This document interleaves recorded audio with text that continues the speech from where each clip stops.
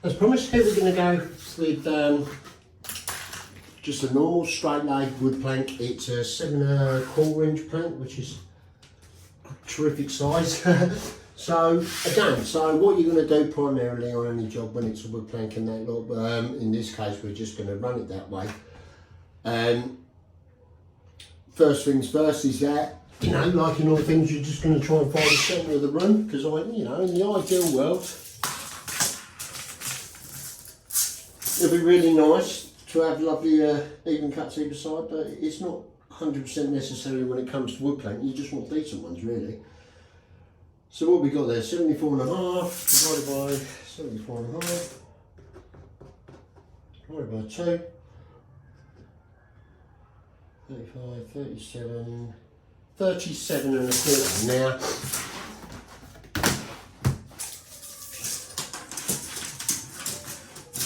I'm going to take all the measurements from this wall because it's the external wall. Now, when you're doing the measurements and setting out, if you can get a measurement off of an external wall, that's the kiddie you want to take.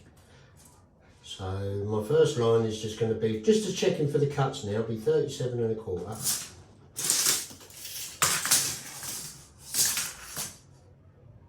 37.25. You know, I always put a circle around it and then put an arrow, so it tells me which side I'm measuring on. Now, 37.25. Now, it's not anything, but it's a great tip to use. I've been using them for my entire career because I'm absolutely really bad at maths. So what I do is every plank I've got is just a little times table of everything. So when it comes to setting out,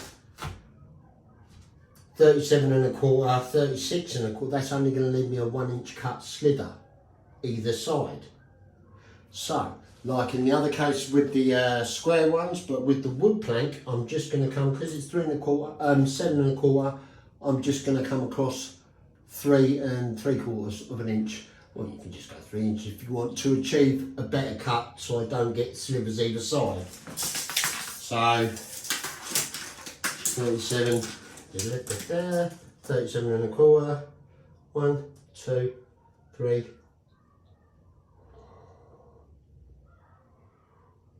we'll just do there. So that size from that side is going to be 33.5, which gives me a good cut. Now,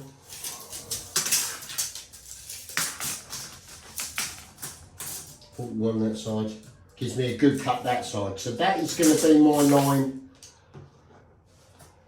Oops, that one there, the 33.5. So then I'm just going to come up to the end wall as far as I can.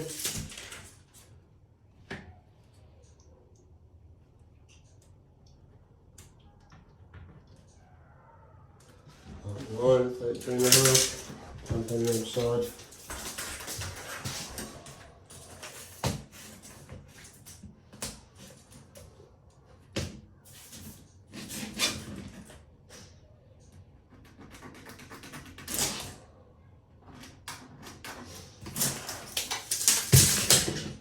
Get your string line on it when you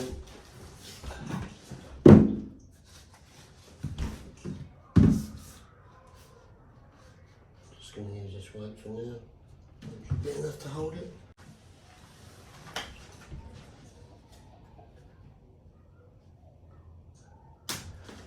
Just going to take a little bit off the end now. You can use the plank or anything really. Just offer it up on your line.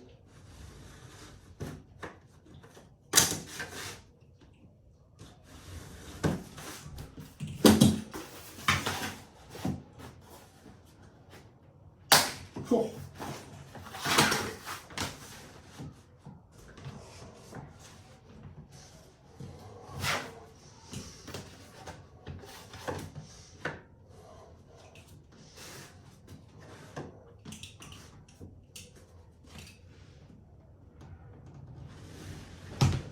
This one, you know, if you're already fitting off that one, you're not going to be able to go tile on tile if you wanted to do it on the long scribe. Now, that is basically what, you know, if you just got easy walls, you'd just be going up there, cutting that one and swapping them over. But in a lot of these cases, you can't do that.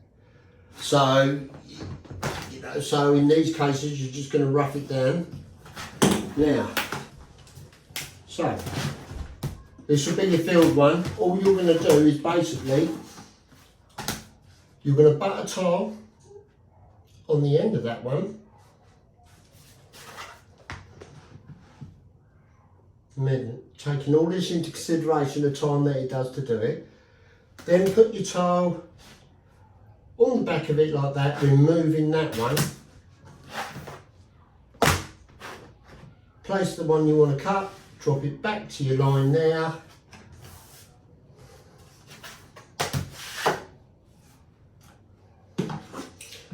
Put a plank in front of it if you want to do compression fit, but I think most people just say that for sure.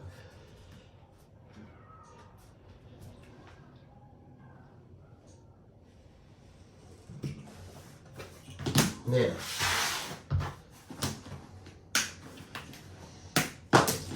that is basically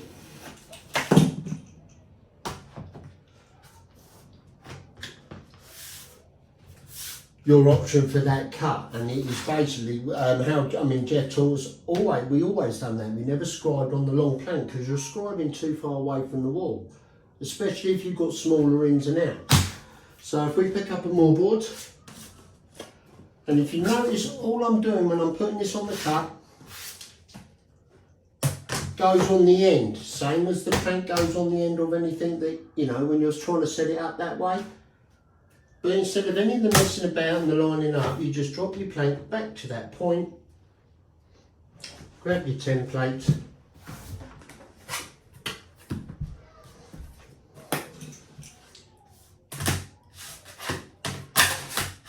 up against the wall,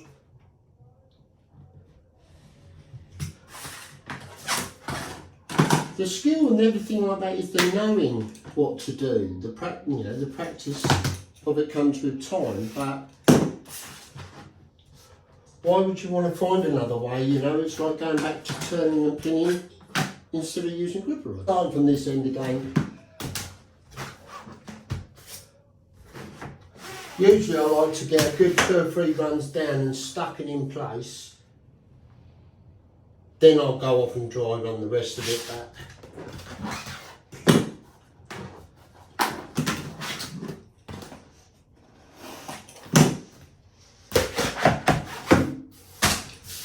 Building things like that, I'll put a tile in there and keep it as a spacer, can't you?